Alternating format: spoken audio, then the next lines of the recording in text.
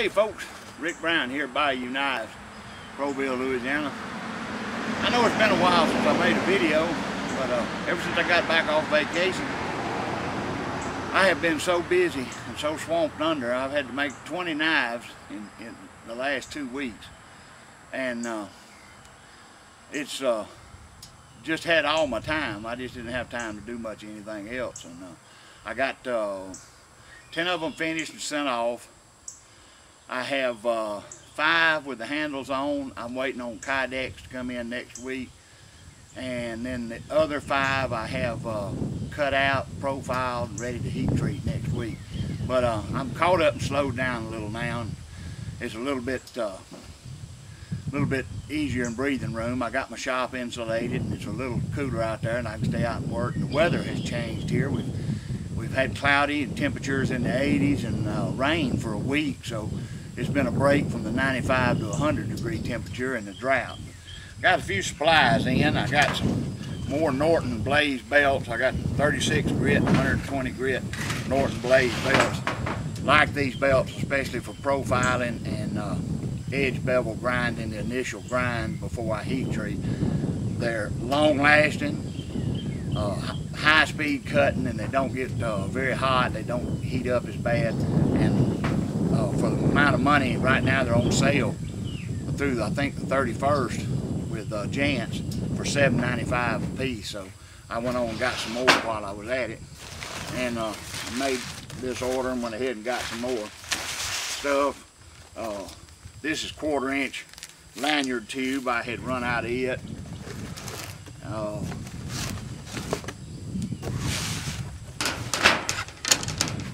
This is black and olive drab G10. That's a 1/4 inch thick slab.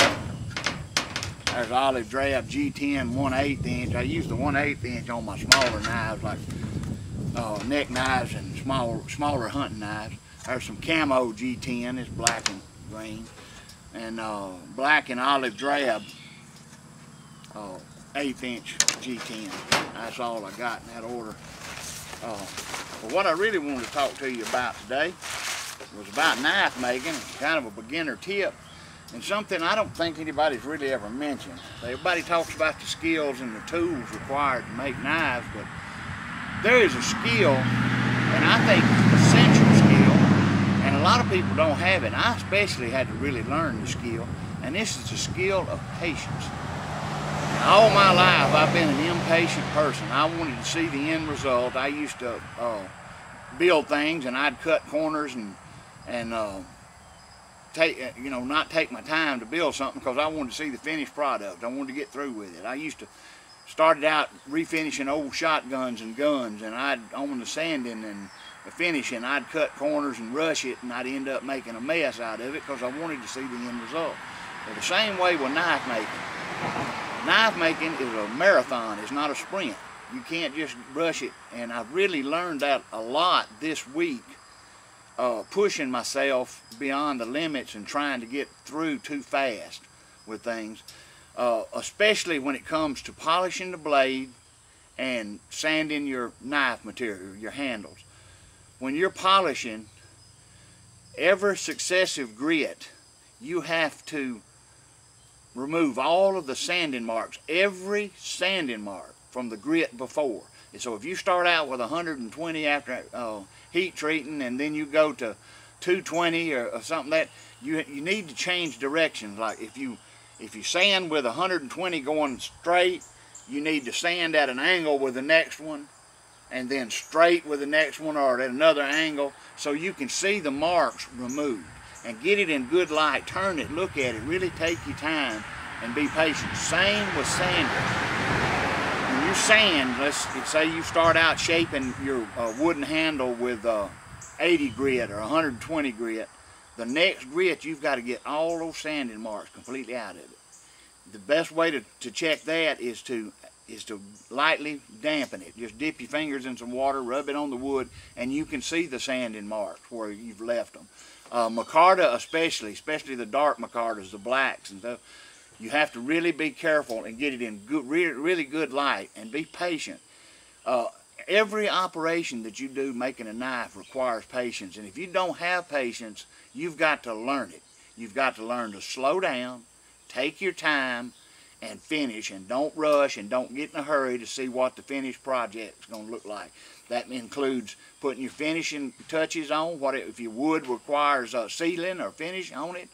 The polishing, you can't cut corners. You can't go from a sizzle wheel and black compound straight to a muslin wheel with white rouge on it. You've got to have some steps in between.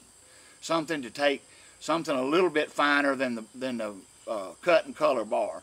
Something a little bit finer than that. Say you go to from a black to a brown rouge, and then maybe a green, and then a white, and maybe a pink to finishing it. I got in my etcher, and that was the same way. I was in a hurry to see it work and to use it on knives, and I didn't practice enough, and the first knife I made a mess of it, and I had to go and repolish the blade and start all over.